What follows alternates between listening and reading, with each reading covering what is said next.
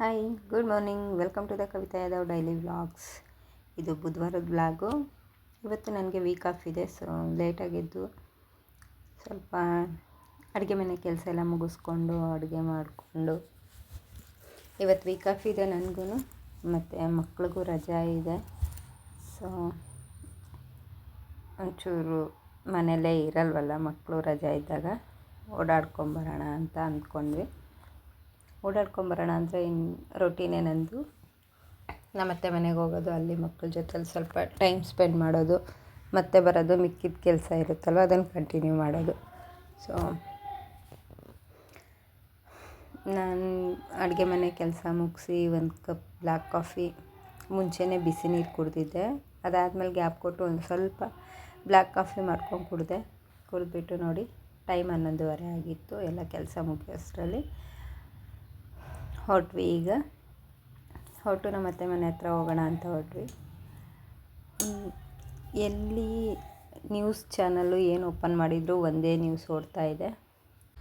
ಕಾಶ್ಮೀರ್ ಪೆಹಲ್ಗಾಮ್ ಅಲ್ಲಿ ನಡೆದಿರೋ ಘಟನೆ. 26 ಜನನ ಕೊಂದಿದ್ದಾರೆ, ಇನ್ನು 26 ಅಷ್ಟು ಜನ ಹಾಸ್ಪಿಟಲಲ್ಲಿ ಟ್ರೀಟ್ಮೆಂಟಲ್ಲಿದ್ದಾರೆ. ಆ ಉಗ್ರವಾದಿಗಳು ಕೇಳಿಬಿಟ್ಟು ನೀವು ಹಿಂದೂನಾ ಅಂತ ಕೇಳಿಬಿಟ್ಟು ಹಿಂದೂ ಮುಸ್ಲಿಮ್ ಅಂತ ಡಿಸೈಡ್ ಮಾಡಿಕೊಂಡು ಅವರು ಈ ಥರ ಕೊಲೆ ಮಾಡಿದ್ದಾರೆ. ಹಿಂದೂ ಆದರೆ ಮಾತ್ರ ಕೊಲೆ ಮಾಡಿದ್ದಾರೆ. ಹೊಸ್ದಾಗಿ ಮದುವೆಯಾಗಿ ಅವರ ವೈಫ್ ಜೊತೆಲಿ ಎಂಜಾಯ್ ಮಾಡೋಕ್ಕೆ ಅಂತ ಹೋಗಿದ್ದ ಶುಭಮ್ ಅವ್ರನ್ನ ಅವ್ರ ಹೆಂಡತಿ ಮುಂದೆನೇ ಕೊಲೆ ಮಾಡಿದ್ದಾರೆ. ಪಾಪ ಅನಿಸುತ್ತೆ ಅಲ್ವಾ. ಮತ್ತು ಪಲ್ಲವಿ ಮಂಜುನಾಥ್ ಅಂತ ಅವ್ರ ಮಗುನ ಟ್ರಿಪ್ ಕರ್ಕೊಂಡೋಗಿದ್ದಾರೆ. ಅವ್ರ ವೈಫ್ ಮುಂದೆನೇ ಗಂಡನ್ನ ಸಾಯಿಸಿದ್ದಾರೆ. ಅವರು ಹೇಳಿದ್ದಾರೆ, ನನ್ನ ಗಂಡನ್ನ ಸಾಯಿಸಿದ್ದೀರ, ನನ್ನನ್ನು ಸಾಯಿಸಿ ಅಂತ. ಆವಾಗ ಅವ್ರು ಹೇಳ್ತಾರಂತೆ, ನೀವು ಹೋಗ್ಬಿಟ್ಟು ಮೋದಿ ಹತ್ರ ಹೇಳ್ಕೊಳ್ಳಿ ಅಂತ. ನಾವು ಎಲ್ಲ ಒಂದೇ ಅಂದ್ಕೋತೀವಿ, ಹಿಂದೂ ಮುಸ್ಲಿಮ್ ಎಲ್ಲರೂ ಒಂದೇ ಅಂತ. ಎಲ್ಲದಕ್ಕೂ ನಾವು ಅಡ್ಜಸ್ಟ್ ಮಾಡ್ಕೋತೀವಿ. ಬಟ್ ಅವ್ರು ಯಾಕೆ ನಮ್ಮನ್ನು ಹಿಂದೂಗಳ್ನ ಅಡ್ಜಸ್ಟ್ ಮಾಡ್ಕೊಳಕ್ಕೆ ರೆಡಿ ಇಲ್ಲ ಗೊತ್ತಿಲ್ಲ.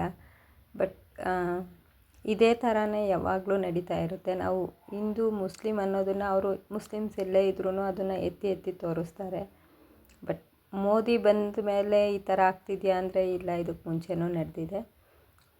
ಪದೇ ಪದೇ ಮೋದಿಯವರು ಒಂದು ರೇಂಜಿಗೆ ಅದನ್ನು ಸರಿ ಮಾಡೋಕ್ಕೆ ಹೋಗ್ತಿದ್ರೆ ಇದನ್ನು ಹಾಳು ಮಾಡೋಕ್ಕೆ ಅಂತಲೇ ನೋಡ್ತಿದ್ದಾರೆ.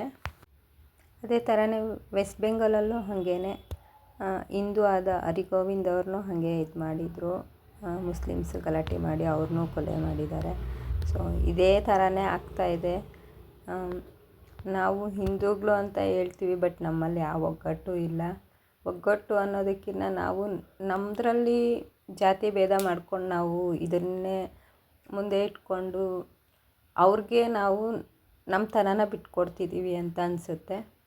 ಸೊ ಹಿಂದೂಗಳೆಲ್ಲ ಒಂದಾಗಬೇಕು ಅಂತ ಅಥವಾ ಮುಸ್ಲಿಮ್ಸ್ ಎಲ್ಲ ದೂರ ಇಡಬೇಕು ಅಂತಲ್ಲ, ಹೊಂದಾಣಿಕೆಯಿಂದ ಬಾಳೋದು ನಮ್ಮ ಹಿಂದೂಗಳ ಮೇಯ್ನ್ ಗೋಲ್ ಅಲ್ವಾ. ಯಾವಾಗ್ಲೂ ಅವ್ರನ್ನ ಅಡ್ಜಸ್ಟ್ ಮಾಡಿಕೊಂಡೇ ಇರ್ತೀವಿ, ಬಟ್ ಅವ್ರು ಯಾಕೆ ನಮ್ಮನ್ನು ಅಡ್ಜಸ್ಟ್ ಮಾಡ್ಕೊಳ್ಳಲ್ಲ ಅಂತ. ನಾವು ಮೋದಿಗೆ ಸಪೋರ್ಟ್ ಮಾಡೋಣ ಅಲ್ವಾ. ಪಾಪ ಅನಿಸುತ್ತೆ ಅವ್ರನ್ನ ನೋಡಿದರೆ. ಅವರು ಹೊಸ್ದಾಗಿ ಮದುವೆ ಆಗಿರೋರು, ಚಿಕ್ಕ ಮಗುನ ಕರ್ಕೊಂಡೋಗಿ ಟ್ರಿಪ್ ಹೋಗಿರೋರು, ಅವ್ರಿಗೆ ಗೊತ್ತಿಲ್ಲ ಅಲ್ವಾ ಹಿಂಗೆ ಹೋದರೆ ಹಿಂಗಾಗುತ್ತೆ ಅಂತ.